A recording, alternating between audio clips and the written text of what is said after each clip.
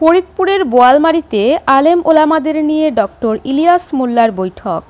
ইমরান হোসেন খানের ভিডিও ও তথ্যচিত্রে বিস্তারিত।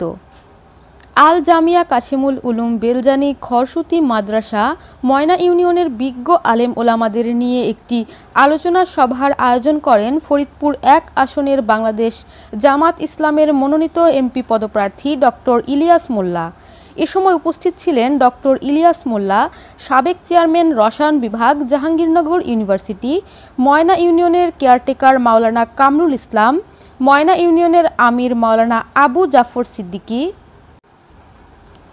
মাওলানা জুবায়ের আহমেদ বাইতুল মাল সম্পাদক ময়না ইউনিয়ন, মাওলানা রেজাউল ইসলাম সাংগঠনিক সম্পাদক ময়না ইউনিয়ন।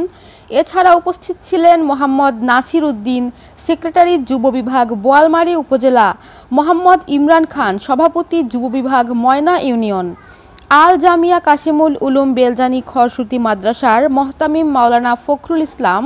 এছাড়াও স্থানীয় ওলামা একরাম উপস্থিত ছিলেন। আলোচনা সভায় বক্তারা ধর্মীয় বিষয়াদি নিয়ে আলোচনা করেন এবং দেশের এই সংকটপূর্ণ পরিস্থিতি কিভাবে মোকাবেলা করা যায় এ বিষয়ে ডক্টর ইলিয়াস মোল্লা বলেন, আমরা দল মত নির্বিশেষে আলেম ওলামারা এক কাতারে দাঁড়িয়ে দেশের এই সংকটপূর্ণ পরিস্থিতি মোকাবেলা করতে বদ্ধপরিকর। এ সময় উপস্থিত আলেম ওলামারা ডক্টর ইলিয়াস মোল্লার কথায় সহমত পোষণ করেন। মাওলানা ফখরুদ্দিন বলেন, আমরা আলেম ওলামা যদি এক হই এ দেশকে আমরা দ্রুত সামনের দিকে এগিয়ে নিয়ে যেতে পারব এবং দেশের সার্বিক উন্নতি সাধিত হবে।